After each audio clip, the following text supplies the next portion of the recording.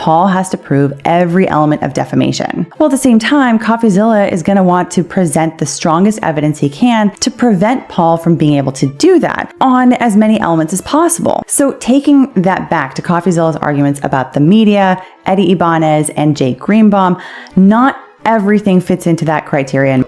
Logan Paul just got metaphorically punched by Coffeezilla again, but this time the twist is completely different. Now Coffeezilla is saying that even though Logan Paul filed a defamation lawsuit against him claiming reputational harm, that damage wasn't actually caused by Coffeezilla. It was caused by the news media and others. As you probably know, the court has paused the case and sent both Logan Paul and Coffeezilla to mediation. If that fails, the trial will officially begin. But now the real question is Logan Paul once again facing massive consequences or not? I'll show you everything in this video. Let's get started.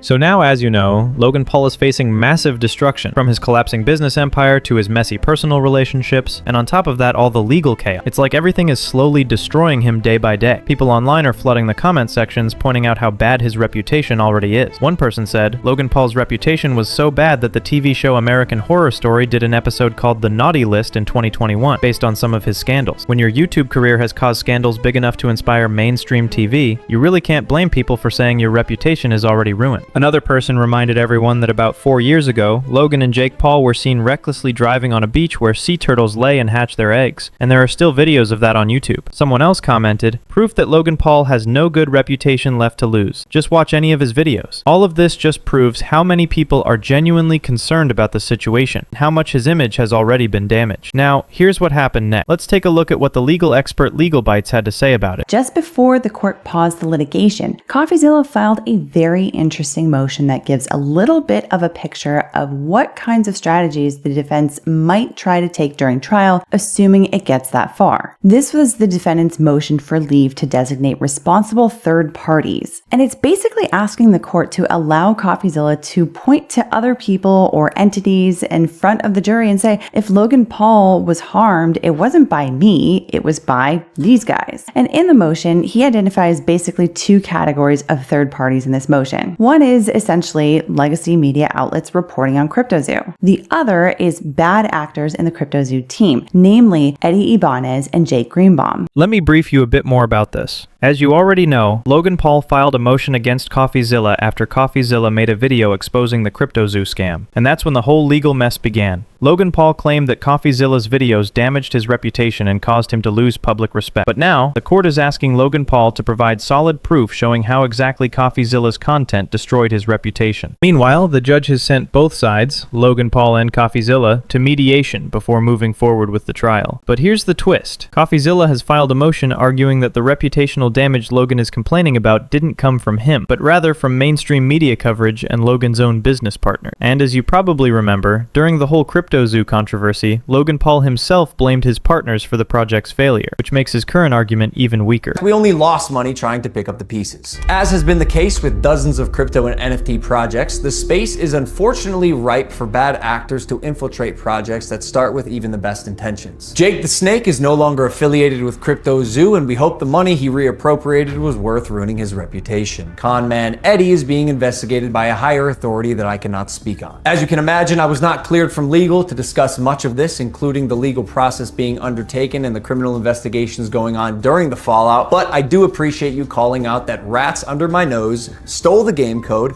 millions of dollars, and left Jeff and I abandoned with no team and knives in our back. In recent news, it's been revealed that Logan Paul was trying to save himself by blaming all the responsibility on his co-founders Eduardo Ibanez and Jake Greenbaum. Know what the judge said? Nope, we are not buying your social media excuses. You cannot avoid the lawsuit. But now, Logan Paul is completely cornered because Coffeezilla is trying to point out that Logan himself previously said his co-founder was the main culprit. So if that's true, isn't it the co-founder and the news media who actually damaged his reputation, not Coffeezilla? Paul has to prove every element of defamation. While at the same time, Coffeezilla is going to want to present the strongest evidence he can to prevent Paul from being able to do that on as many elements as possible. So taking that back to Coffeezilla's arguments about the media, Eddie Ibanez, and Jake Greenbaum, not everything fits into that criteria, in my opinion. Ibanez and Greenbaum have completely disappeared since all of this started to come to light. In fact, they've disappeared to such an extent that the judge in the class action case entered a default as to both Ibanez and Greenbaum. This basically means that they lose the lawsuit because they never showed up to defend themselves in the first place. Can you just imagine that? When it was time to scam people, they were all there. But now when it's time to defend themselves or give exact reasons, the co-founders are totally missing. If you ask me, I'd say this is just another tactic by Logan Paul to delay the CryptoZoo lawsuit, just like how he might try to manipulate the court in his defamation case. Honestly, it feels like Logan Paul is losing on both fronts, and people aren't buying any of it anymore. Many are calling him out online. For example, one person commented, Logan Paul said, "I messed up." Then the media said, Logan Paul messed up. And now Logan Paul says, it's illegal for them to say I messed up. I completely agree with this irony. Another person said, I'm still confused by the idea that Logan Paul ever had a positive reputation in the first place. What do you guys think? Let me know in the comments, because it really looks like Logan Paul is totally confused and stuck in a chess game with Coffeezilla. Every move he makes turns out to be a curse for him. Even Coffeezilla's lawyer once said that Logan's goal was never to win the case. It was to humiliate Coffeezilla and break him financially. Very surprised that Logan Paul had completely rehabilitated his image, and then Coffeezilla just came out of nowhere and besmirched him